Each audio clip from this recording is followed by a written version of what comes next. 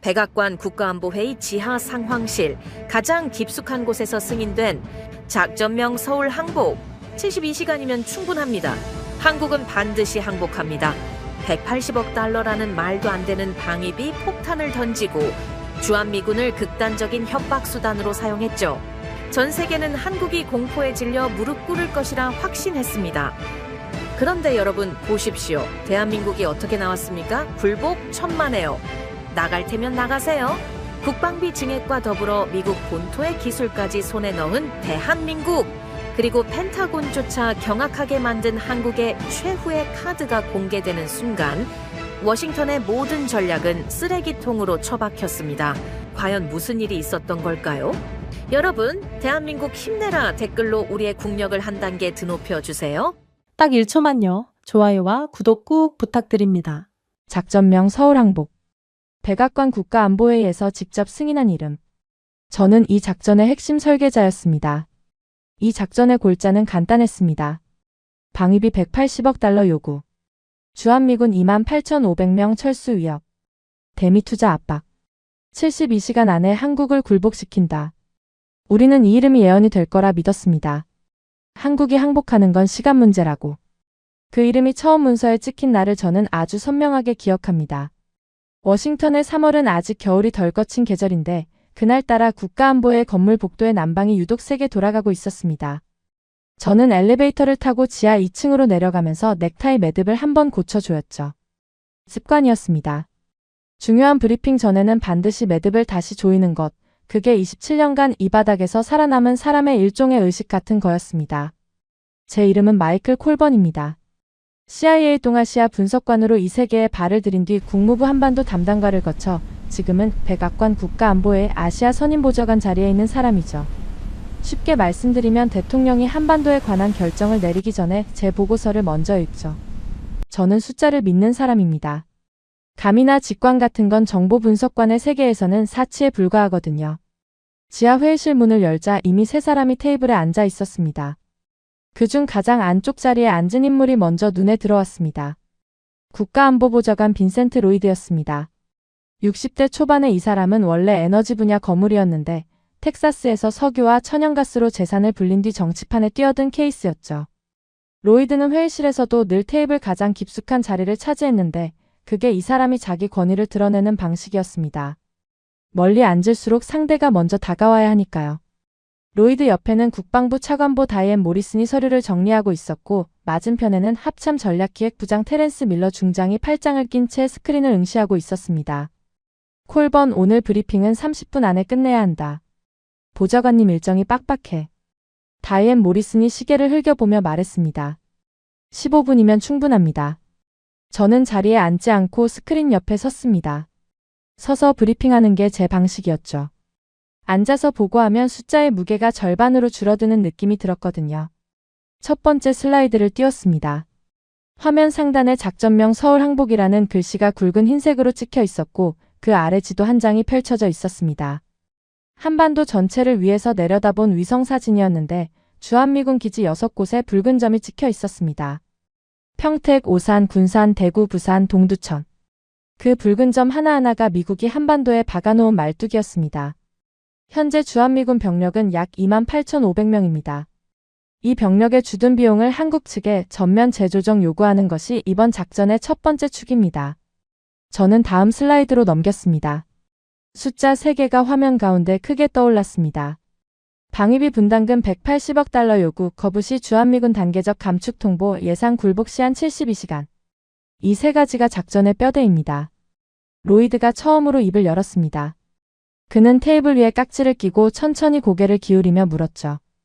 180억이면 지금보다 15배야. 한국이 그걸 받아들일 근거가 뭔가? 받아들이는 게 아닙니다. 거부하게 만드는 겁니다. 저는 일부러 한 박자 쉬었습니다. 한국이 거부하는 순간 우리는 주한미군 감축 카드를 공식적으로 꺼냅니다. 한국 언론이 이 소식을 보도하는 순간 코스피 지수는 최소 15% 급락하고 원화 가치는 달러 대비 12% 이상 하락합니다. 부동산, 외환, 증시가 동시에 흔들리면 한국 사회 전체가 공포에 빠지게 되죠.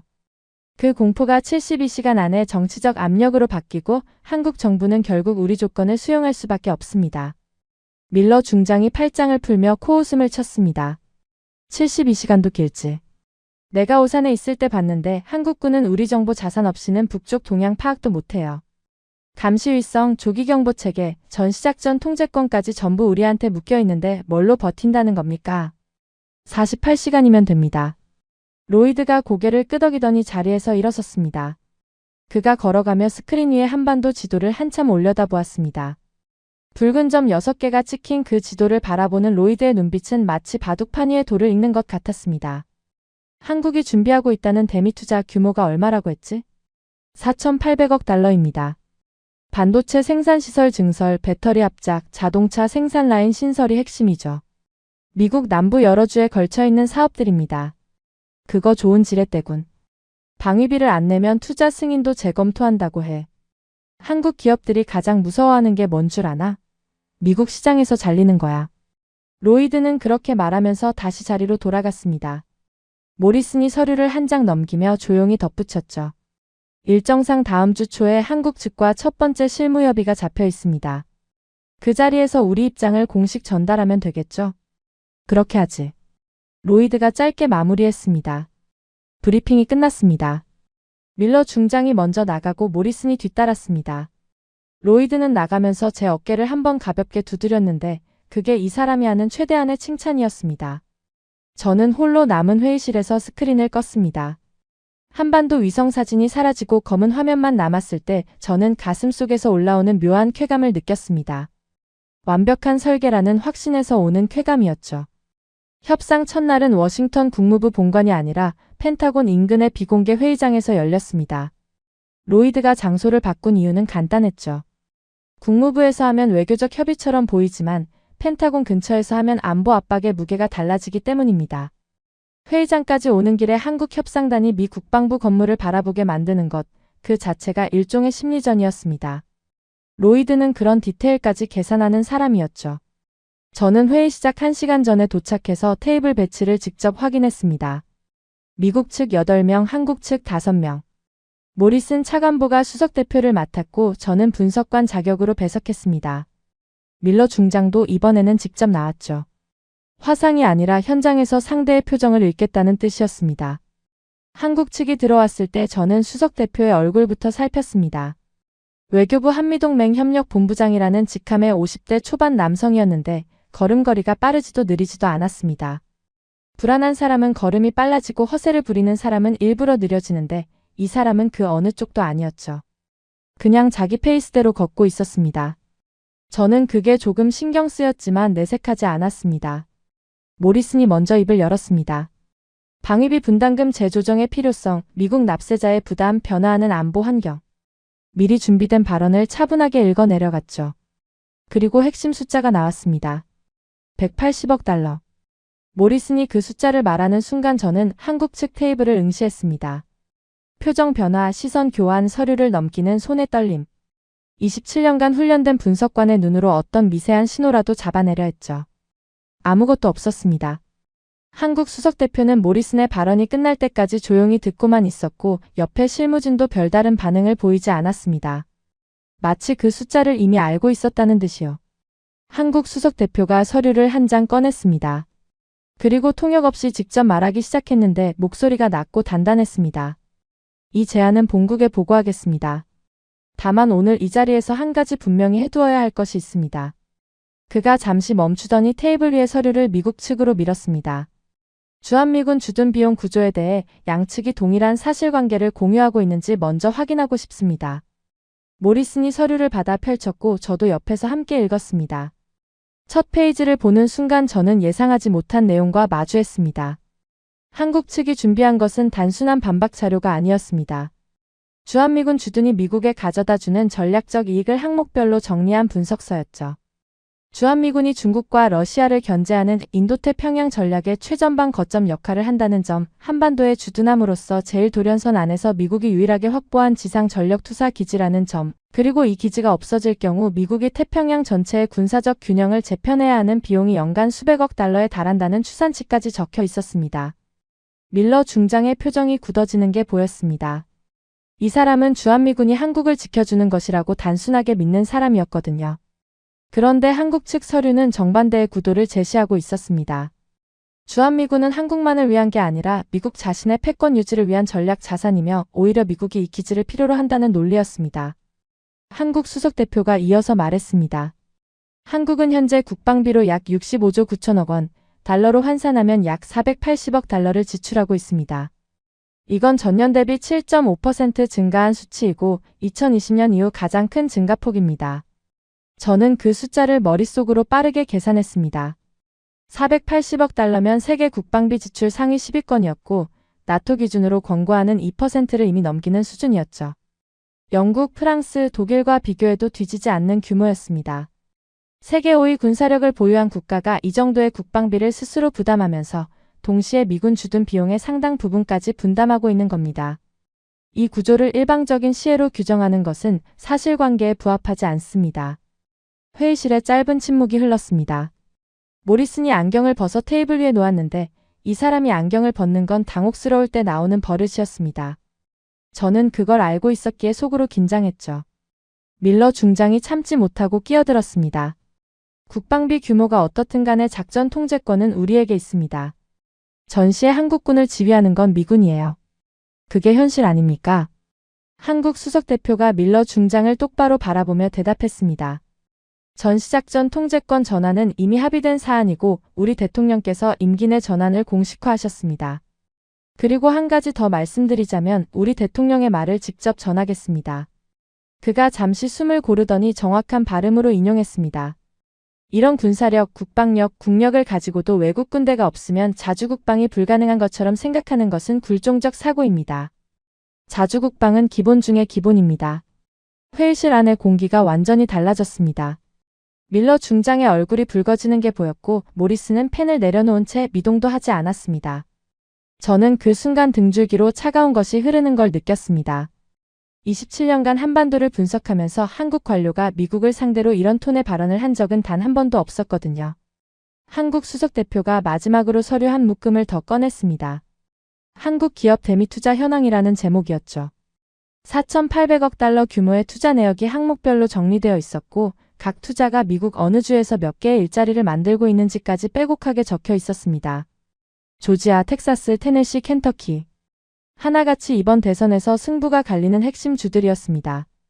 이 투자들은 양국 모두에게 이익이 되는 것입니다만 동맹의 기본 전제가 일방적으로 변경된다면 한국 기업들의 투자 방향 역시 재검토될 수밖에 없습니다. 모리슨이 힘겹게 입을 열었습니다. 그건 협박으로 들리는데요. 협박이 아니라 현실입니다. 한국 수석대표의 목소리에는 감정이 실려있지 않았습니다. 오히려 그 무감정함이 더 단단하게 느껴졌죠. 회의는 예정된 2시간을 채우지 못하고 1시간 반 만에 끝났습니다. 한국 측이 먼저 일어섰는데 그 모습이 도망가는 게 아니라 할 말을 다 했으니 더 앉아있을 이유가 없다는 태도였습니다. 한국 측이 나간 뒤 밀러 중장이 테이블을 손바닥으로 내리치며 말했습니다. 저게 지금 우리한테 나갈 수 있으면 나가보라는 겁니까? 아무도 대답하지 못했습니다. 저도요. 사무실로 돌아온 저는 한국 측이 남기고 간 서류를 처음부터 끝까지 다시 읽었습니다. 주한미군의 전략적 가치 분석, 한국 국방비 현황, 대미 투자 내역. 3가지 서류 모두 데이터가 정확했고 논리 구조가 치밀했습니다. 이건 며칠 만에 만든 자료가 아니었습니다. 수개월 전부터 어쩌면 그보다 더 전부터 준비해온 것이 분명했죠. 저는 그때 처음으로 이런 생각을 했습니다. 한국은 우리의 압박을 견디고 있는 게 아니라 이 상황 자체를 설계하고 있었던 건 아닌가. 우리가 이 카드를 꺼낼 줄 알고 거기에 맞는 카운터를 미리 준비해둔 것이라면. 그렇다면 이건 단순한 배짱이 아니라 전략이었습니다. 로이드에게서 늦은 밤 전화가 왔습니다. 콜번, 한국 국방비가 진짜 480억 달러야. 확인했습니다. 2026년 예상 기준 약 65조 9천억 원, 전년 대비 7.5% 증가입니다. 세계 10위권이고 나토 권고 기준을 넘깁니다. 수화기 너머로 로이드의 한숨이 들렸습니다. 그 정도 쓰는 나라한테 방위비를 15배 올려달라고 한 거야, 우리가? 저는 대답하지 못했습니다. 그 질문에 대한 답은 이미 나와 있었으니까요. 그날 밤 저는 사무실 불을 끄지 못했습니다. 모니터 화면에 띄워놓은 한반도 지도 위에 붉은 점 6개를 바라보면서 처음으로 그 점들의 의미가 뒤집히는 느낌을 받았습니다. 일주일 전까지 저는 그 점들이 미국이 한국에 박아놓은 말뚝이라고 생각했습니다. 하지만 이제는 다르게 보이기 시작했죠. 어쩌면 그 말뚝이 빠지는 순간 더 큰 타격을 받는 건 한국이 아니라 미국일 수도 있겠다는 생각, 그것이 제 머릿속에 처음으로 자리를 잡기 시작한 밤이었습니다. 한국이 투자 동결을 발표한 지 48시간이 지나지 않아 워싱턴 전체가 술렁이기 시작했습니다. 가장 먼저 움직인 것은 시장이었죠. 월요일 아침 뉴욕 증시가 열리자마자 방위산업 관련주가 일제히 하락했습니다. 로키드 마틴, 레이시온, 노스롭 그루먼의 주가가 장 초반부터 흘러내렸고 오후 장 마감 무렵에는 평균 6% 넘게 빠져 있었습니다. 단순히 한국과의 개별 계약이 위태로워졌다는 수준의 반응이 아니었습니다. 시장은 더 근본적인 신호를 읽어낸 거였죠. 미국 중심의 동맹 구조에 균열이 생기면 그 위에 얹혀있는 방산 생태계 전체가 흔들린다는 것, 투자자들은 그걸 한국의 투자 동결이라는 사건 하나로 간파해버렸습니다. 제 사무실 전화가 쉴 새 없이 울렸습니다. 대부분 의회 쪽에서 걸려오는 전화였죠. 조지아주 상원의원 보좌관이 가장 먼저 연락해왔는데 목소리가 다급했습니다. 콜번 한국 반도체 공장 증설건이 지금 어떻게 되는 거야? 조지아에만 직간접 일자리가 12,000개 걸려있는 거 알고 있지? 저는 현재 상황을 확인 중이라는 말 외에 해줄 수 있는 대답이 없었습니다. 텍사스, 테네시, 켄터키 쪽에서도 비슷한 문의가 쏟아졌고 하나같이 다음 선거에서 승부가 갈리는 핵심 지역 의원실이었습니다. 그날 오후 로이드가 긴급 점검 회의를 소집했습니다. 장소는 지하 상황실이 아니라 로이드의 집무실이었는데 그 자체가 이례적인 일이었습니다. 이 사람은 자기 공간에 사람을 잘 들이지 않거든요. 그만큼 상황이 급박하게 돌아가고 있다는 뜻이었죠. 집무실에 들어서자 모리슨과 밀러 중장이 이미 와 있었고 처음 보는 얼굴이 하나 더 있었습니다. 백악관 경제자문위원회 소속 수석 분석관 캐서린 웡이었습니다. 40대 후반의 이 여성은 재무부 출신으로 국제 자본 흐름 분석이 전문인 사람이었죠. 상황 정리부터 하자. 캐서린 숫자로 말해줘. 캐서린 웡이 태블릿 화면을 띄우며 말했습니다. 한국 측 투자 동결 대상은 크게 세 갈래입니다.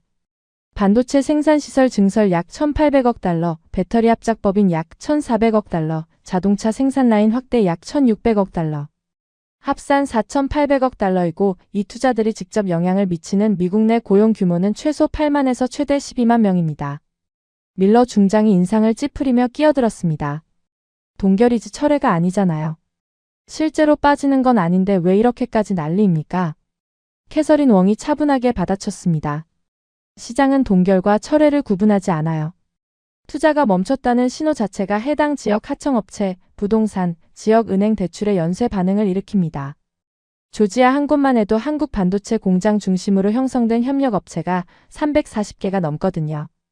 로이드가 창가로 걸어가며 한숨을 내쉬었습니다. 이 사람이 한숨을 쉬는 걸 처음 본 순간이었습니다. 콜번 자네 분석은 어떤가? 한국이 진심이라고 보나? 저는 잠시 머뭇거렸습니다. 일주일 전만 해도 저는 한국이 이런 카드를 실행에 옮기지 못할 거라고 확신했었거든요. 경제적으로 자해행위나 다름없다고 봤으니까요. 그런데 한국 기업들이 이미 동남아시아와 유럽 쪽 대체 투자처를 사전에 물색해 놓은 정황이 속속 확인되고 있었습니다. 블러핑이 아닌 것으로 판단합니다. 베트남, 폴란드, 체코에 대한 입지 조사가 이미 수개월 전부터 진행된 흔적이 있습니다. 모리슨이 안경을 벗고 눈을 비비더니 나지막이 말했습니다. 그러면 우리 시나리오의 전제가 근본적으로 잘못된 거잖아. 한국이 미국 시장에 묶여 있으니까 버틸 수 없다는 전제 말이야. 저는 반박하고 싶었지만 할 수 없었습니다. 모리슨의 지적이 정확했으니까요. 회의실이 잠시 침묵에 빠졌을 때 로이드가 창밖을 보며 물었습니다. 과거에 이런 적 있었나? 한국이 이 정도로 정면으로 나온 적 말이야. 그 질문에 답하기 위해 저는 27년간의 기억을 처음부터 되짚어야 했습니다. 그리고 솔직히 말씀드리면 그 기억들을 하나하나 꺼내는 과정이 저를 가장 불편하게 만든 순간이었습니다. 한국은 늘 미국에 응해왔습니다. 단 한 번도 예외 없이. 1960년대 미국이 베트남전에서 병력이 부족해지자 한국에 파병을 요청했습니다. 한국은 응했죠. 연인원 32만 명을 보냈습니다. 미국 다음으로 가장 많은 병력이었습니다. 5,099명이 전사했고 11,000명이 넘는 부상자가 나왔습니다. 그 당시 한국은 자기 나라도 북한의 위협 앞에서 하루하루가 위태로운 상황이었고 국민들은 제대로 먹지도 못하는 생활을 하기 일쑤였죠. 그런 나라가 지구 반대편 전쟁터에 젊은이들을 보낸 겁니다. 미국이 요청했으니까요. 2003년 이라크전이 터졌을 때도 마찬가지였습니다. 미국이 추가 파병을 요청하자 한국은 3,600명 규모의 자위툰 부대를 편성해서 이라크 아르빌에 보냈습니다. 이때도 미국, 영국에 이어 세 번째로 큰 규모였죠. 한국 내 여론은 찬반으로 갈라져 격렬한 논쟁이 벌어졌지만 결국 한국 정부는 끝내 미국의 손을 들어줬습니다. 방위비 분담금은 더 노골적인 사례였습니다. 1991년 한국이 처음 방위비를 분담하기 시작했을 때 금액은 1억 5천만 달러였습니다. 그때까지는 미국이 주둔 비용을 전액 부담했었죠. 그런데 한번 내기 시작하니까 금액은 매년 올랐습니다. 1995년에 3억 달러, 2000년대 들어선 하나로 5천억 원을 넘었고 2014년에는 9,200억 원까지 올라갔습니다. 2025년에는 약 1조 5천억 원입니다. 34년 만에 10배 가까이 뛴 겁니다. 그리고 이 금액은 미국 동맹국 가운데 국내 총생산 대비 가장 높은 수준이었습니다. 일본보다 높았고 독일은 비교 대상조차 되지 않았죠. 저는 이 숫자들을 누구보다 잘 알고 있었습니다. 제가 직접 분석 보고서에 정리한 데이터였으니까요. 근데 이것들이 당연하다고 생각했어요. 그 숫자들을 한국의 충성도를 증명하는 지표로만 읽었지 한국이 얼마나 많은 것을 참아왔는지를 보여주는 지표로는 한 번도 읽어본 적이 없었습니다. 파병 요청에 32만 명을 보내고 방위비를 34년간 10배로 올려주고 미국의 전쟁에 세 번째로 큰 병력을 보내면서도 한국은 매번 자기 목소리를 낮췄습니다. 미국이 원하는 대로요. 그래서 저는 확신했던 겁니다. 이번에도 같을 거라고. 한국은 결국 양보한다 늘 그래왔으니까. 그런데 로이드의 질문 앞에서 그 기억들을 하나씩 꺼내놓고 보니 전혀 다른 그림이 보이기 시작했습니다. 한국이 매번 양보한 것은 한국이 약해서가 아니라 양보할 수밖에 없는 조건에 놓여 있었기 때문이었습니다. 경제가 아직 미국에 깊이 의존하고 있었고 군사적 자립 기반이 충분하지 않았고 안보 환경이 그만큼 절박했으니까요. 하지만 그 사이에 한국은 조금씩 달라지고 있었습니다. 외환위기를 겪으면서 경제 체질이 바뀌었고 반도체와 배터리와 자동차가 세계 공급망의 핵심에 자리 잡았고 국방비는 65조 9천억 원까지 올라 세계 10위권에 들어섰습니다. 제가 한국의 과거만 보고 있는 동안 한국은 이미 다른 나라가 되어 있었던 겁니다. 없었습니다. 저는 로이드의 질문에 솔직하게 답했습니다. 한국이 이 정도 수위로 정면 대응한 적은 제가 기억하는 한 단 한 번도 없었습니다. 로이드가 천천히 돌아섰습니다. 그의 눈에 스친 감정을 저는 그때 정확히 읽지 못했는데 지금 돌이켜보면 그것은 불안이었습니다. 자기가 통제할 수 있다고 믿었던 판이 통제 밖으로 벗어나고 있다는 걸 처음 자각한 사람의 표정이었죠. 언론 대응은 어떻게 하고 있어? 로이드가 모리슨에게 물었습니다. 노코멘트 기조입니다. 하지만 남부주 의원들 중심으로 자체 성명을 준비하고 있다는 움직임이 있습니다. 저는 그 말을 듣는 순간 소름이 돋았습니다. 서울 항복 작전의 핵심 논리는 한국 내부에서 경제적 공포가 정치적 압력으로 전환되어 한국 정부가 굴복한다는 것이었습니다. 그런데 지금 경제적 공포가 정치적 압력으로 전환되고 있는 곳은 서울이 아니라 워싱턴이었습니다. 회의가 끝나고 저는 사무실로 돌아와 책상 앞에 오래 앉아 있었습니다. 모니터 화면에는 제가 만든 47페이지짜리 보고서가 떠 있었는데 72시간 내 굴복이라고 적힌 그 문장이 이제는 완전히 다르게 보였습니다. 저는 27년간 한국이 매번 고개를 숙이는 것만 봐왔습니다. 32만 명을 보내고 방위비를 10배로 올리고 미국의 전쟁에 자국 군인을 보내면서도 한 번도 불평하지 않던 나라. 저는 그것을 한국의 본성이라고 착각했습니다. 한국은 원래 그런 나라라고 압박하면 반드시 무릎을 꿇는 나라라고. 하지만 그날 밤 저는 처음으로 다른 가능성을 떠올렸습니다. 한국이 그동안 참아왔던 것은 참을 수밖에 없었기 때문이지 영원히 참겠다는 뜻이 아니었다면. 그리고 지금 더 이상 참지 않아도 될 만큼 충분히 강해진 것이라면? 그 생각이 머릿속에 자리 잡는 순간 저는 27년 만에 처음으로 두려움이라는 감정을 느꼈습니다. 3주가 지나도 한국은 물러서지 않았습니다. 투자 동결은 해제되지 않았고 방위비 협상 테이블에는 아무도 앉지 않았습니다. 워싱턴에서는 매일 새로운 분석과 전망이 쏟아졌지만 정작 가장 중요한 질문에는 아무도 답하지 못하고 있었죠. 한국이 대체 무엇을 믿고 이러는 건지. 저는 그 답을 찾기 위해 한국의 군사력 데이터를 처음부터 다시 들여다보기 시작했습니다. 솔직히 말씀드리면 이건 제가 자발적으로 한 게 아니었습니다. 로이드가 직접 지시한 거였죠. 콜번 한국이 우리 없이 실제로 뭘 할 수 있는지 정리해. 감이 아니라 팩트로. 내가 대통령한테 보고할 자료야. 저는 그 지시를 받고 사무실에 틀어박혀 이틀 동안 한국군 관련 정보를 총정리했습니다. CIA 시절부터 축적해온 데이터베이스, 국방정보국 자료, 공개 출처 정보까지 전부 뒤졌죠. 그리고 그 과정에서 저는 제가 27년간 한반도를 분석하면서 정작 가장 중요한 변화를 놓치고 있었다는 사실과 마주했습니다. 가장 먼저 제 눈을 사로잡은 것은 425 사업이었습니다. 한국이 독자적으로 추진한 군사 정찰 위성 체계였는데 2023년 첫 위성을 발사한 이후 2025년 11월에 마지막 5번째 위성까지 궤도에 올렸습니다. 합성 개구레이다 위성 4기와 광학 위성 1기로 구성된 이 체계가 완성되면서 한국은 주야간 및 악천후 상황에서도 한반도와 주변 지역을 독자적으로 감시할 수 있는 능력을 갖추게 된 겁니다. 주요 부품의 국산화율이 70%에 달했고 본체와 광학 탑재체 운영 시스템은 100% 한국 기술로 설계되고 조립되었습니다. 제가 왜 이것에 충격을 받았냐면 불과 몇 년 전까지만 해도 한국군의 대북 감시 능력은 거의 전적으로 미국의 정보 자산에 의존하고 있었기 때문입니다. 밀러 중장이 협상 자리에서 했던 말이 떠올랐죠. 우리가 버튼 눌러주지 않으면 미사일 하나 못 쏘는 친구들이라고 말입니다. 하지만 이제 한국은 자기 눈으로 적을 보고 자기 판단으로 대응할 수 있는 시스템을 갖추고 있었습니다. 밀러 중장의 그 말은 이미 과거의 것이 되어버린 겁니다. 위성만이 아니었습니다. 저는 한국의 미사일 전력을 다시 검토하다가 현무 시리즈에서 또 한 번 멈춰야 했습니다. 현무5라고 불리는 지대지 탄도미사일은 탄두 중량이 최대 8톤에서 9톤에 달하는 괴물이었습니다. 세계 어디에도 재래식 탄두로 이 정도 중량을 실어 나르는 탄도미사일은 없었죠.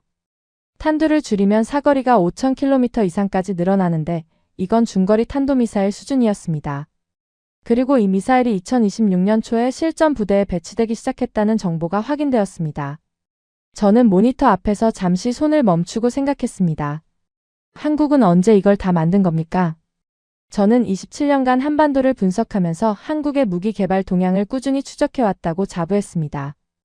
하지만 제가 추적한 것은 개별 프로젝트의 진행 상황이었지 그것들이 모여서 만들어내는 전체 그림은 제대로 보지 못했던 겁니다. KF-21 보람에도 마찬가지였습니다. 한국이 독자 개발한 4.5세대 전투기인데 총 7조 4,800억 원을 투입해서 만들었고 양산 1차분 20대가 2026년까지 완성을 목표로 진행되고 있었습니다. 최고속도 마하 1.8 항속거리 2,900km. 한국이 자체 설계하고 자체 조립한 전투기가 하늘을 날고 있다는 사실 자체가 불과 10수년 전만 해도 상상하기 어려운 일이었습니다. 그런데 제가 정말 충격을 받은 것은 개별 무기체계가 아니라 한국 방위산업의 전체 규모였습니다. 보고서를 정리하면서 숫자들을 나란히 놓고 보니 그제야 윤곽이 잡히기 시작했거든요. K2 전차, K9 자주포, 천궁지대공 미사일, KF-21 전투기 현무 탄도미사일, 독자 정찰 위성체계. 이것들은 하나하나가 세계 시장에서 경쟁력을 인정받은 무기들이었고 그 뒤에는 국산화율 80%를 넘나드는 방산 공급망이 있었습니다. 미국이나 유럽 부품에 기대지 않고 자체적으로 핵심 기술을 확보한 체계들이 줄줄이 나오고 있었다는 뜻이죠. 수출 실적은 더 놀라웠습니다. 2021년에 70억 달러 수준이었던 한국의 방산 수출은 2022년에 170억 달러를 돌파했고 2025년에는 154억 달러를 기록했습니다. 폴란드와의 K2 전차 계약 누적액만 약 13조 원 규모였고 천궁 미사일은 아랍에미리트, 사우디아라비아까지 뻗어 있었습니다. K9 자주포는 세계 자주포 시장 점유율 50%를 넘긴 상태였죠. 한국은 더 이상 무기를 사오는 나라가 아니라 무기를 파는 나라가 되어 있었습니다. 저는 정리된 숫자들을 들고 로이드를 찾아갔습니다. 로이드는 집무실 소파에 앉아 서류를 읽고 있었는데 제가 내민 보고서를 받아들더니 첫 페이지부터 천천히 넘기기 시작했습니다. 표정 변화가 없는 사람이었지만 두 번째 페이지에서 한 번, 5번째 페이지에서 한 번 눈이 멈추는 걸 저는 놓치지 않았습니다. 이 위성체계 확인된 건가? 네. 5번째 위성이 지난해 11월에 궤도 안착했습니다. 한국군은 이제 미국 정보 자산 없이도 독자적인 감시 정찰이 가능합니다. 로이드가 서류를 한 장 더 넘겼습니다. 이 탄도미사일은 현무5입니다. 탄두 중량 최대 9톤, 사거리 탄두 구성에 따라 최대 5,000km 이상. 올해 초 작전 부대 배치가 시작된 것으로 확인됩니다. 로이드가 서류를 소파 위에 내려놓으며 천장을 올려다봤습니다. 한참을 그러고 있다가 낮은 목소리로 말했죠. 콜번, 우리가 이걸 다 알고 있었나? 저는 잠시 망설인 뒤 솔직하게 대답했습니다. 개별 항목은 알고 있었습니다. 위성 발사 일정도, 미사일 개발 진행 상황도, 전투기 양산 계획도 전부 보고된 적이 있었죠. 하지만 이것들을 하나의 그림으로 종합해서 한국의 군사적 자립 수준이 어디까지 와 있는지를 평가한 적은 없었습니다. 왜? 그 한 글자짜리 질문이 저를 가장 아프게 찔렀습니다. 왜? 저는 그 답을 알고 있었습니다. 한국은 미국 없이는 안 된다는 전제가 너무 확고했기 때문에 그 전제를 뒤집는 데이터가 나와도 예외 항목으로 처리하고 넘겼던 겁니다. 위성 하나 올렸다고 달라질 건 없다. 미사일 하나 만들었다고 전략 균형이 바뀌는 건 아니다. 그렇게 하나씩 깎아내리면서 제 확신을 지켜온 거였죠. 하지만 그 하나하나가 모이니 전혀 다른 나라가 되어 있었습니다. 독자 위성으로 하늘을 보고 자체 개발 미사일로 타격하고 국산 전투기로 영공을 지키고 그 무기들을 세계 시장에 수출하는 나라. 미국의 허락 없이도 자기 하늘과 자기 땅을 지킬 수 있는 나라. 우리가 보려 하지 않았기 때문입니다. 저는 그렇게 대답했고 로이드는 아무 말 없이 고개를 끄덕였습니다. 그날 저녁 밀러 중장이 제 사무실로 찾아왔습니다. 평소와 달리 표정이 굳어 있었는데 그도 같은 보고서를 읽은 모양이었습니다. 콜번, 이 K방산 수출 숫자가 맞아? 맞습니다. K9 자주포가 세계 시장 절반을 먹었다고? 점유율 50% 이상입니다. 폴란드, 중동, 동남아시아까지 확대되고 있죠. 밀러 중장이 창밖을 보며 한참 서 있다가 나지막이 말했습니다. 내가 오산에 있을 때 한국군 장교들이 매일 미군 고문관 앞에서 브리핑하는 걸 봤어. 그때는 진짜로 우리 없으면 아무것도 못하는 것 같았거든. 저는 대답하지 않았습니다. 밀러 중장이 본 것은 2000년대 초반의 한국군이었고 지금은 2026년이었으니까요. 20년이면 사람도 바뀌는데 나라가 바뀌지 말라는 법이 어디 있겠습니까? 밀러 중장이 나간 뒤 저는 보고서의 마지막 장을 다시 펼쳤습니다. 거기에는 제가 직접 적어넣은 한 문장이 있었습니다. 한국의 무기체계 국산화율과 방산 수출 규모, 독자 감시 정찰 역량을 종합적으로 고려할 때 한국은 미국의 군사적 지원 없이도 독자적 방위가 가능한 수준에 근접해 있는 것으로 평가됨. 그 문장을 적을 때 제 손이 미세하게 떨렸던 걸 기억합니다. 27년간 한반도를 분석하면서 한 번도 써본 적 없는 종류의 결론이었으니까요. 저는 항상 한국이 미국에 의존하고 있다는 결론을 내리는 사람이었지 한국이 미국 없이도 된다는 결론을 내리는 사람이 아니었습니다. 하지만 숫자가 그렇게 말하고 있었고 저는 숫자를 믿는 사람이었습니다. 다만 이번에는 그 숫자가 제가 원하는 방향을 가리키고 있지 않았을 뿐이죠. 한국과의 갈등이 드러나자 그 파장은 워싱턴과 서울 사이에만 머물지 않았습니다. 세계가 지켜보고 있었거든요. 중동 전쟁으로 미국의 외교와 방산 능력이 믿음을 잃어가던 그때 가장 먼저 움직인 것은 유럽이었죠. 폴란드 국방부가 한국과의 방산 계약 이행 가속화를 공식 발표했는데 시점이 절묘했습니다. 미국이 한국을 압박하고 있는 바로 그 시기에 폴란드는 오히려 한국에 더 다가간 겁니다. K2 전차 2차 계약이 약 9조 원 규모로 확정된 상태였고 K9 자주포는 이미 212문 도입 계약이 진행 중이었습니다. 폴란드만이 아니었습니다. 루마니아와 노르웨이도 K9 자주포 도입을 검토하고 있었고 유럽 전체가 러시아 위협 앞에서 빠르게 군비를 늘리면서 한국산 무기를 선택지에 올려놓고 있었죠. 중동은 더 극적이었습니다. 2026년 3월 아랍에미리트에 배치된 한국산 천국 미사일이 실전에 투입되었습니다. 이란이 발사한 탄도미사일을 요격하는 데 투입된 천궁은 60여 발이 발사되어 96%의 요격 성공률을 기록했습니다. 미국산 패트리엇 가격의 4분의 1 수준이면서 성능은 동급 이상이라는 평가가 나왔고 이 소식은 전 세계 방산 시장을 뒤흔들었죠. 사우디아라비아는 이미 2024년에 천궁 관련 계약을 체결한 상태였고 이라크도 2025년에 합류했습니다. 중동 3개국의 한국산 방공체계가 깔리고 있다는 사실은 불과 5년 전만 해도 상상할 수 없는 일이었습니다. 저는 이 뉴스들을 사무실에서 실시간으로 추적하면서 묘한 감정에 빠졌습니다. 제가 서울 항복 작전을 설계할 때 가장 핵심적인 전제 중 하나는 한국이 미국 밖에서는 대안을 찾을 수 없다는 것이었거든요. 안보도 경제도 미국에 묶여 있으니 압박하면 꺾인다. 그게 제 계산의 뿌리였습니다. 그런데 현실에서 벌어지고 있는 일은 정반대였습니다. 한국은 고립되기는커녕 오히려 연결되고 있었습니다. 로이드가 긴급회의를 또 소집한 것은 천궁 요격 성공 소식이 전해진 직후였습니다. 이번에는 국무부 동아시아 태평양 차관보까지 배석했는데 이 사람이 불려왔다는 건 문제가 군사 차원을 넘어 외교 전체로 번지고 있다는 뜻이었죠. 상황 정리부터 하자. 로이드가 짧게 말했고 캐서린 웡이 태블릿을 꺼냈습니다. 한국의 방산 수출 동향부터 말씀드리겠습니다. 2025년 수출액 154억 달러, 올해는 200억 달러 돌파가 예상됩니다. 폴란드와의 누적 계약은 K2 전차, K9 자주포, 천무 다연장 로켓, FA-50 경공격기 4종을 합치면 30조 원을 넘어섰고 중동에서는 천궁체계가 실전 검증까지 마친 상태입니다. 밀러 중장이 얼굴을 찌푸리며 물었습니다. 천궁 요격률이 정말 96%야? 공개 자료와 현지 확인을 교차 검증했습니다. 60여 발 발사에 96% 요격 성공입니다. 패트리엇 대비 가격은 4분의 1 수준이고요. 회의실이 조용해졌습니다. 패트리엇은 미국 방산의 상징 같은 무기였고 중동 방공시장은 미국이 수십 년간 독점해온 영역이었습니다. 그 시장에 한국산 미사일이 들어와서 실전에서 성능을 증명해버린 겁니다. 이건 단순한 수출 경쟁의 문제가 아니었습니다. 미국 방산 생태계의 근간을 흔드는 신호였죠. 국무부 차관보가 입을 열었습니다. 군사 쪽만 문제가 아닙니다. 외교적으로도 심각한 상황이에요. 지난주 유럽 3개국 대사가 비공식적으로 저를 찾아와서 똑같은 질문을 했습니다. 미국이 한국에 이러는데 우리한테도 같은 걸 할 수 있느냐고요. 로이드의 표정이 살짝 굳어졌습니다. 저는 그 반응을 보면서 이 문제의 본질이 어디에 있는지 또렷하게 깨달았습니다. 미국이 한국을 압박하는 모습을 전 세계 동맹국들이 보고 있었고 그들은 자기들도 같은 처지가 될 수 있다는 불안을 느끼고 있었던 겁니다. 동맹이란 신뢰 위에 서는 구조물인데 미국이 한국이라는 기둥을 흔드는 순간 다른 기둥들도 덩달아 흔들리기 시작한 거였죠. 일본은 어때? 로이드가 물었습니다.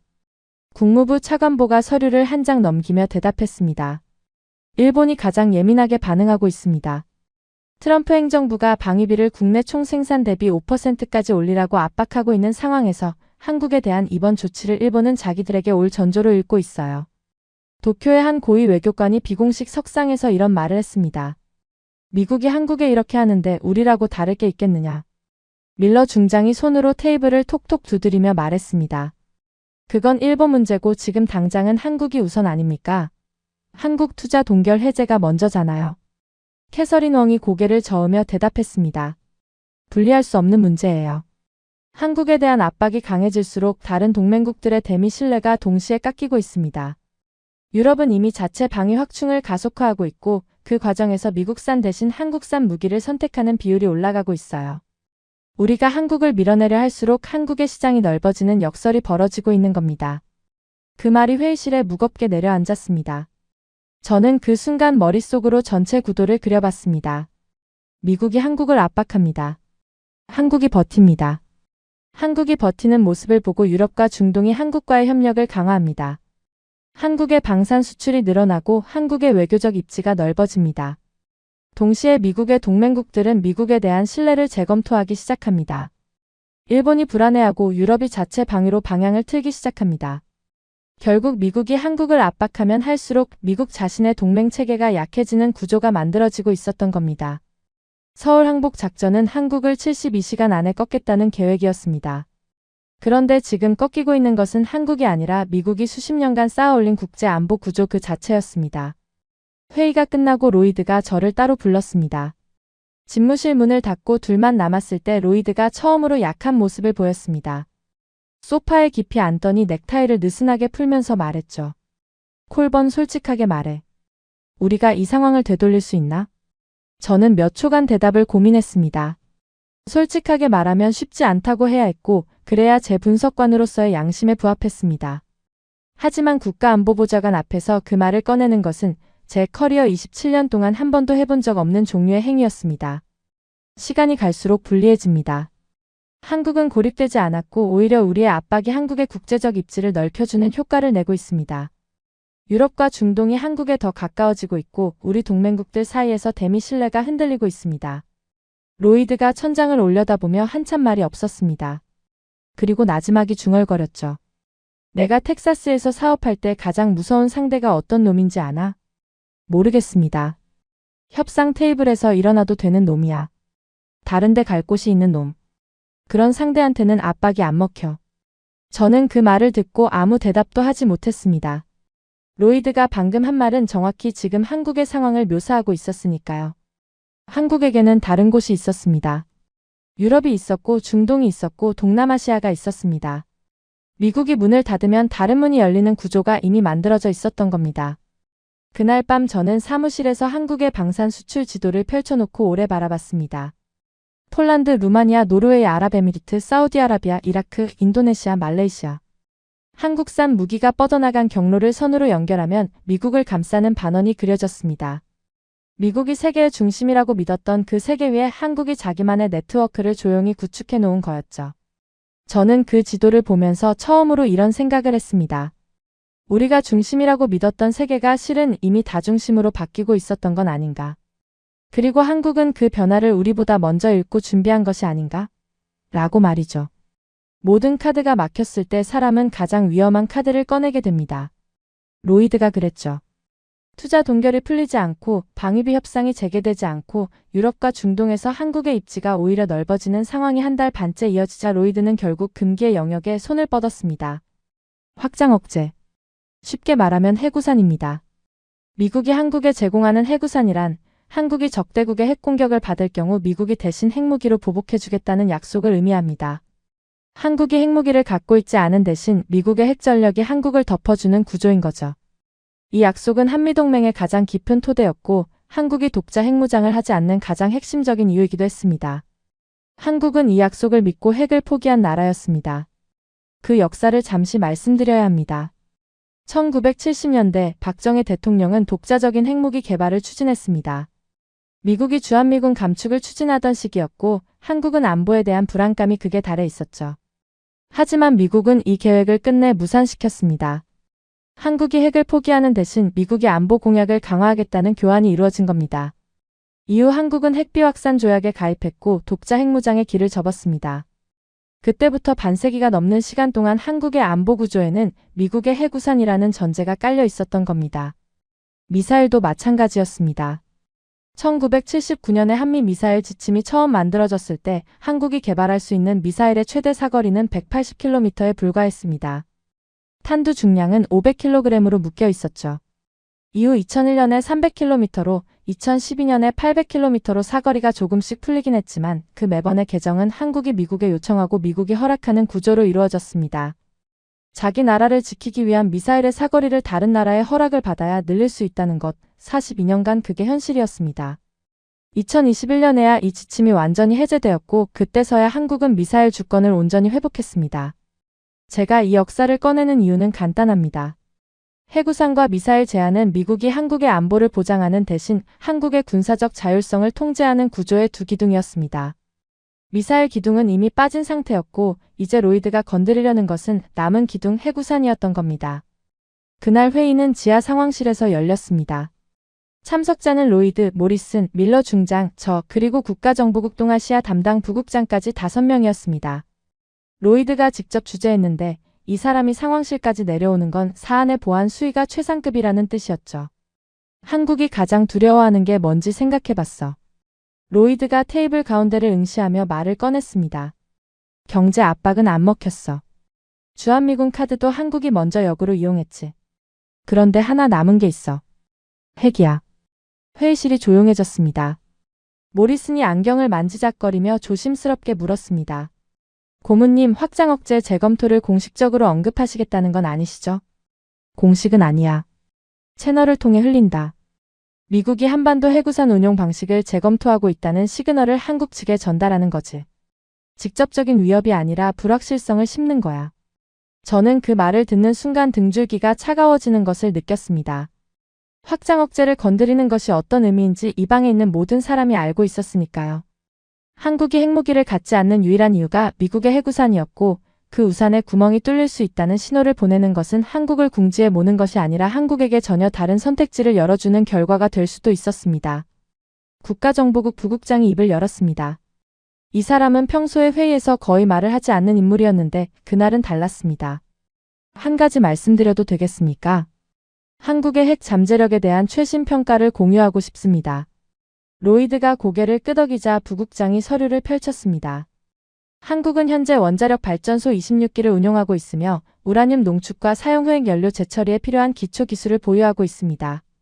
이론적으로 한국이 핵무기 개발을 결심할 경우 기술적 도달 시간은 상당히 짧은 것으로 평가됩니다. 물론 핵비확산 조약과 국제원자력기구 사찰 체계라는 제약이 있지만 이건 정치적 결단의 문제이지 기술적 장벽의 문제가 아닙니다. 밀러 중장이 팔짱을 끼며 말했습니다. 설마 한국이 정말로 핵을 만들겠어요? 국제사회 제재가 쏟아질 텐데. 부국장이 차분하게 대답했습니다. 직접 핵무기를 만들지 않더라도 잠재적 핵 역량을 과시하는 것만으로도 게임의 규칙이 바뀝니다. 핵 추진 잠수함 개발이나 우라늄 농축 시설 검토를 공개적으로 언급하는 것만으로도 한국은 미국에 대해 완전히 다른 위치에 서게 되는 거죠. 그 말이 떨어지는 순간 저는 속으로 생각했습니다. 이건 우리가 해구산 카드를 꺼내면 한국을 멈출 수 있느냐의 문제가 아니었습니다. 해구산 카드를 꺼내는 순간 한국이 어떤 방향으로 움직일 것인가의 문제였습니다. 로이드는 테이블 위에 손을 얹고 한참을 생각하는 듯 했습니다. 그의 눈이 상황실 벽면에 세계 지도를 훑고 있었는데 시선이 한반도에서 멈추는 게 보였습니다. 한반도라는 작은 반도 위에 미국의 가장 강력한 안보 약속과 가장 위험한 도박이 동시에 걸려 있었죠. 실행해. 로이드가 짧게 말했습니다. 모리슨이 의자에서 몸을 앞으로 기울이며 물었습니다. 확인하겠습니다. 비공식 채널을 통해 확장 억제 운용 방식 재검토 시그널을 한국 측에 전달한다. 이것이 지시 내용입니까? 맞아. 직접적인 위협은 안 돼. 다만 한국이 알아서 읽어야 할 정도의 메시지를 보내는 거야. 우리가 모든 걸 보장해 줄 수는 없다는 뉘앙스면 충분해. 회의가 끝나고 상황실을 나오는데 다리에 힘이 빠지는 느낌이었습니다.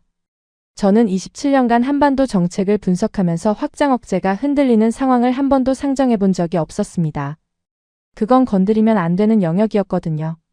한국이 핵을 포기한 대가로 받은 약속을 미국이 스스로 흔드는 것은 동맹의 근본 계약을 위반하는 행위나 다름없었습니다. 사무실로 돌아온 저는 책상 앞에 앉아 손으로 얼굴을 감쌌습니다. 머릿속에서 시나리오가 멈추지 않고 돌아갔습니다. 미국이 해구산 재검토 시그널을 보냅니다. 한국이 그 메시지를 받습니다. 한국은 두 가지 중 하나를 선택합니다. 무릎을 꿇거나 아니면 자기 길을 가거나. 그런데 지금까지 한국이 보여준 모든 행동은 두 번째 선택지를 가리키고 있었습니다. 투자를 동결했고 방위비 협상을 거부했고 자주국방을 외쳤고 세계 시장에서 자기 무기를 팔고 있었습니다.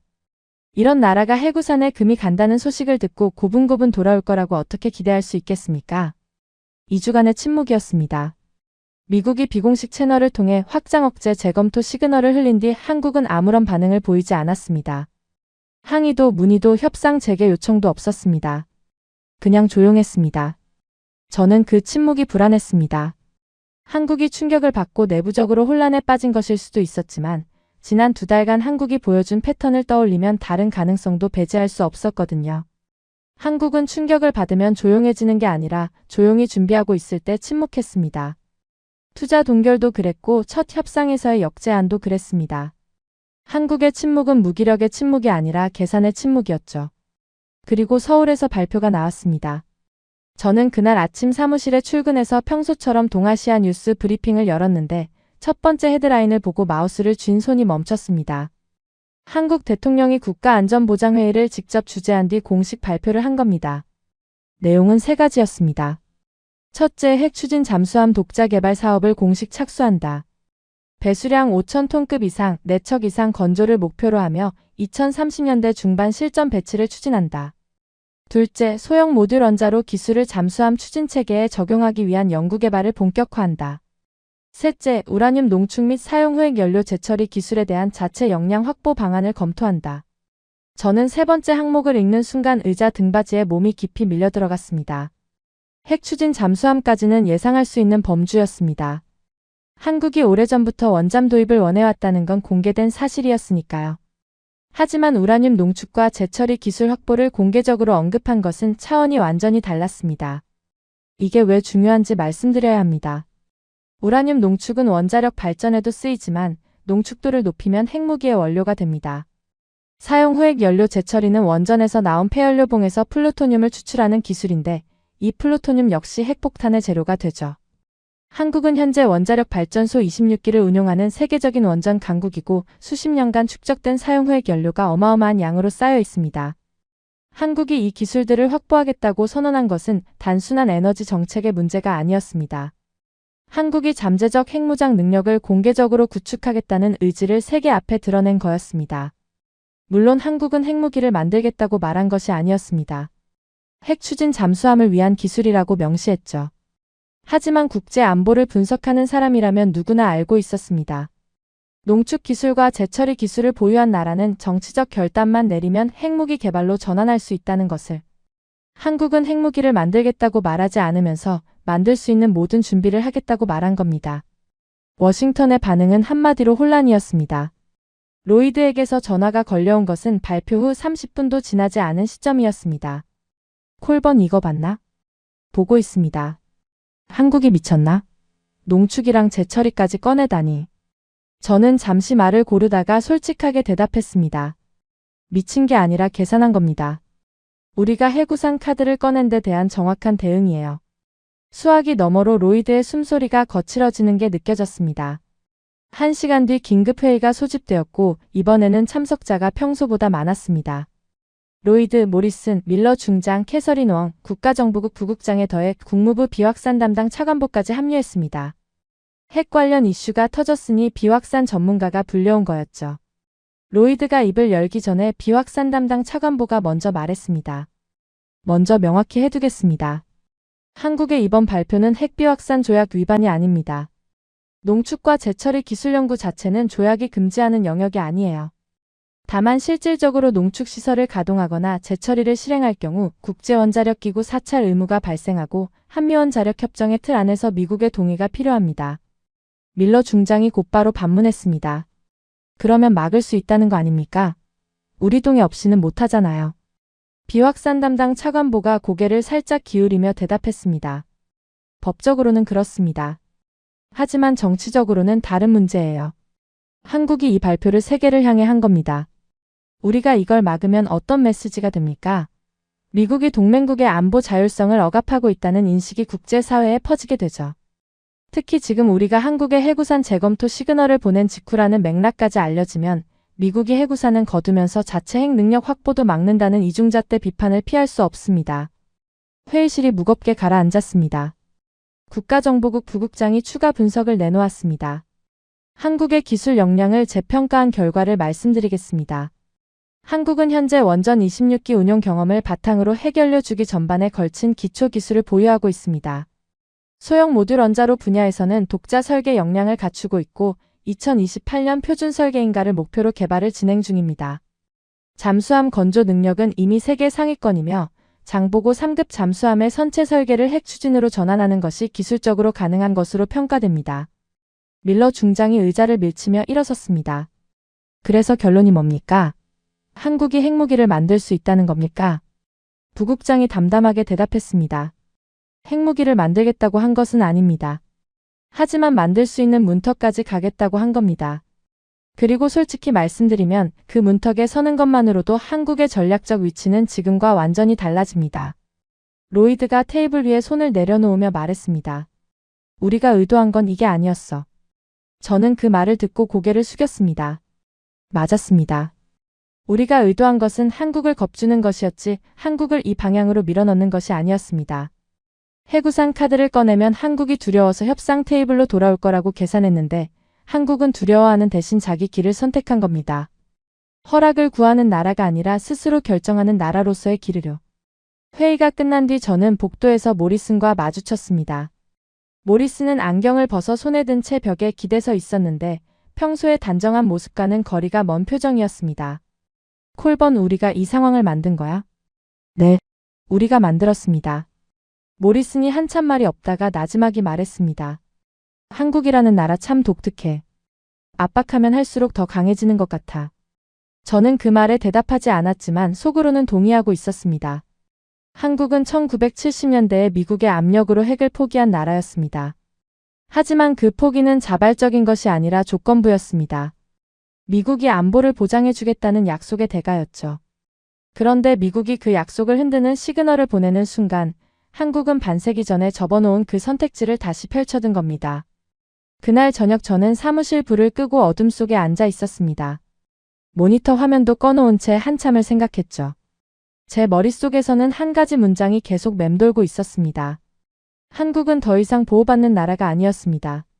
한국은 스스로 서겠다고 세계 앞에서 말하고 있었습니다. 작전명 서울 항복이 백악관 안보회의실에서 처음 승인된 날, 저는 제 사무실 책상에서 그날 받았던 47쪽짜리 최초 브리핑 자료를 다시 들여다보고 있었습니다. 180억 달러 28,500명 72시간. 몇 달 전 저는 이 세 개의 숫자가 한국을 무릎 꿇릴 것이라고 확신했습니다. 그런데 지금 제 앞에는 전혀 다른 숫자들이 놓여 있었죠. 한국의 2026년 국방예산 65조 9천억 원, 전년 대비 7.5% 증가, 세계 군사력 순위 5위, 비핵 보유국으로서는 유일하게 상위 5자리 안에 들어간 나라, 방산 수출 154억 달러로 세계 정상급 무기 수출국 반열에 오른 나라. 저는 숫자를 다루는 사람이었습니다. 27년간 한반도의 모든 데이터를 분석하고 그 데이터를 근거로 정책을 설계해 왔으니까요. 그러나 이번만큼은 숫자가 저를 배신한 것이 아니라 제가 숫자 뒤에 숨어있는 의지를 읽지 못한 것이었습니다. 로이드는 다음날 아침 긴급보고를 요청했고 저는 백악관 지하 회의실로 내려갔습니다. 모리슨 차관보, 밀러 중장, 캐서린 웡 경제보좌관, 그리고 국무부 인도태평양 담당 부차관보까지 5달 전과 같은 자리에 같은 얼굴들이 앉아 있었지만 분위기는 완전히 달라져 있었습니다. 콜번, 현재 상황을 정리해 줄 수 있나? 로이드의 목소리는 그 전처럼 권위적이지 않았어요. 저는 첫 슬라이드를 띄웠습니다. 첫째, 한국은 방위비 180억 달러 요구를 공식적으로 거부한 뒤 자체 국방비를 65조 9천억 원으로 증액했습니다. 이는 미국이 요구한 금액의 상당 부분을 자국 방위에 직접 투입하겠다는 선언과 다름없습니다. 둘째, 한국 기업의 대미 투자 4,800억 달러 규모가 현재 전면 재검토 상태에 들어갔고 조지아주 반도체 공장과 텍사스 배터리 합장 라인은 착공이 무기한 연기됐습니다. 남부 6개 주의 주지사가 공동 서한을 백악관에 보냈는데 내용은 간단했죠. 한국과의 관계를 정상화하라는 요구였습니다. 밀러 중장이 끼어들었습니다. 투자 동결은 협상 전술이잖아. 실제로 철수하진 않을 거야. 캐서린 웡이 고개를 저었습니다. 중장님, 한국 기업 3곳이 이미 동남아와 유럽의 대체 생산기지를 확보했습니다. 삼성은 폴란드의 반도체 후공정 라인 부지를 계약했고 현대는 체코 배터리 공장 투자를 발표했어요. 블러핑이 아닙니다. 저는 3번째 슬라이드로 넘겼습니다. 셋째, 한국 대통령은 전시작전 통제권 회복을 임기 내 완수하겠다고 선언했고 2028년을 목표 연도로 제시했습니다. 외국 군대 없이는 자주국방이 불가능하다는 것은 굴종적 사고라는 발언이 한국 국내에서 90% 이상의 지지를 받았습니다. 로이드는 한동안 아무 말 없이 테이블 위를 응시했습니다. 넷째, 한국은 핵추진 잠수함 건조를 공식화했고 농축과 재처리 기술 확보를 국가 전략으로 격상시켰습니다. 이는 미국의 해구산 재검토 신호에 대한 직접적 응답입니다. 다섯째, 한국 방산 수출은 폴란드 K2 전차 2차 계약 8조 8천억 원, 천국 미사일 중동 전역 실전 검증을 통해 세계 시장에서 미국 무기체계의 대안으로 자리를 잡았습니다. 유럽과 중동, 동남아시아에서 한국제 무기를 구매한 국가들이 늘어나고 있으며 이것은 우리의 동맹 네트워크를 대체하는 새로운 안보 연결망이 되고 있습니다. 방안이 조용해졌습니다. 저는 슬라이드를 끄고 자리에서 일어났습니다. 고문님, 솔직하게 말씀드리겠습니다. 서울 항복 작전은 실패했습니다. 우리는 한국이 경제적 공포 앞에서 72시간 안에 무릎을 꿇을 것이라고 예측했지만 한국은 오히려 그 72시간을 자국 방위 재설계의 기회로 전환시켰습니다. 우리가 주한미군 감축을 위협하자 한국은 그 구조가 미국 자신의 전략적 이익을 위한 것임을 세계에 공개했고 태평양 전략에 6,200억 달러 규모의 공백이 생길 수 있다는 사실을 우리 스스로 증명하게 만들었습니다. 우리가 해구산을 흔들자 한국은 핵추진 잠수함과 농축 기술로 응답했습니다. 제가 27년 동안 한반도를 분석하면서 한 가지 놓친 것이 있습니다. 로이드가 물었습니다. 뭔데? 한국인의 저력입니다. 한국은 1950년 전쟁의 폐허 위에서 세계 12위 경제 대국을 세운 나라입니다. 반도체 메모리 시장의 70% 이상을 장악하고 세계 5위 군사력을 갖추고 한류라는 문화 파급력으로 37조 원이 넘는 경제 효과를 만들어내는 나라입니다. 이 나라에 72시간이라는 시한을 주고 항복을 요구한 것 자체가 오판이었습니다. 밀러 중장이 조용히 말했습니다. 그래서 지금 우리가 뭘 해야 하는 건가? 저는 마지막 자료를 테이블 위에 내려놓았습니다. 한미동맹을 재정립해야 합니다. 더 이상 보호자와 피보호자의 관계가 아니라 대등한 전략적 동반자로서 새로운 틀을 만들어야 합니다. 2026년 미국 국방전략서도 이미 동맹국의 자율적 방위 역할 강화를 명시하고 있습니다. 한국은 이미 그 방향으로 움직이고 있고 우리가 이 흐름을 거스르면 태평양에서 가장 강력한 동맹을 잃게 됩니다. 로이드는 오랫동안 창문 밖을 바라보다가 천천히 입을 열었습니다. 콜번, 자네가 처음부터 이 보고서를 썼어야 했어. 저는 대답하지 않았습니다. 회의가 끝나고 복도를 걸으며 저는 5달 전 첫 브리핑 때 한국 협상단의 눈빛을 떠올렸습니다. 그때 그들의 표정에는 두려움이 없었습니다. 저는 그것을 오만함이라고 해석했지만 지금 돌이켜보면 그것은 준비된 자의 확신이었습니다. 한국이라는 나라는 압박에 굴복하지 않았습니다. 오히려 압박을 도약의 발판으로 삼는 나라였습니다. 27년간 숫자만 들여다본 저는 그 사실을 너무 늦게 깨달았고 그 대가는 작전명 서울 항복의 완전한 실패로 돌아왔습니다. 여러분, 오늘의 이야기 어떠셨나요? 27년간 한반도를 분석한 미국 최고의 전략가가 내린 결론은 단 한 줄이었습니다. 한국을 과소평가한 것은 상상력의 실패였다. 전쟁의 잿더미 위에서 세계 12위 경제 대국을 일으켜 세운 나라, 반도체와 방산으로 강대국의 판도를 뒤흔든 나라, 72시간 안에 무릎 꿇을 거라는 예측을 스스로의 힘으로 뒤집어버린 나라. 그 나라가 바로 대한민국입니다. 우리는 한 번도 쉬운 길을 걸어온 적이 없었지만 단 한 번도 멈춘 적이 없었습니다. 지금까지 우인스의 수진이었습니다.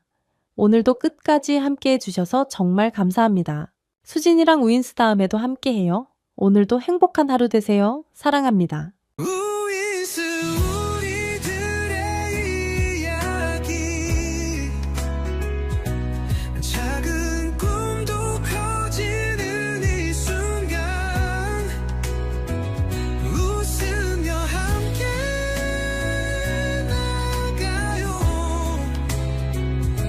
모두의 마음이 크게 울려요. 당신만의 감동 이야기가 늘 당신 곁에서 따뜻한 순간으로 남길 바랍니다. 다음에도 따뜻한 이야기로 다시 찾아올게요.